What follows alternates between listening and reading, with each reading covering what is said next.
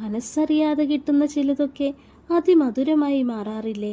അതുപോലെ ഇലപ്പച്ചകൾക്കിടയിൽ ഒളിഞ്ഞു കിടന്നൊരു മത്തനെ ഇന്ന് കിട്ടിയിട്ടുണ്ട്. കറി വെച്ചാലും അതങ്ങ് തീരില്ല.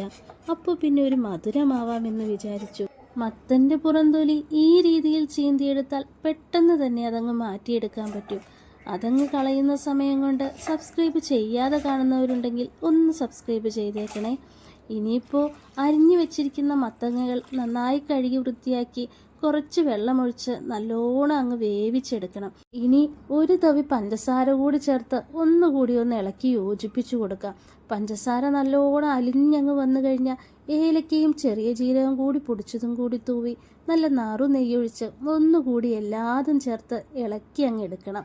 ഇത്രയും ആയിക്കഴിഞ്ഞാൽ നല്ലൊരു മധുരം റെഡിയായിട്ടുണ്ട്. നല്ല നാറു നെയ്യിൽ 5-6 കപ്പലണ്ടി കൂടി ഒന്ന് മൂപ്പിച്ച് മുകളിൽ ഒഴിച്ച് എല്ലാം കൂടി കൂട്ടിച്ചേർത്ത് ഒന്ന് ഇളക്കി യോജിപ്പിച്ച് കഴിഞ്ഞാൽ സ്വാദ് ഇരട്ടിയാവും.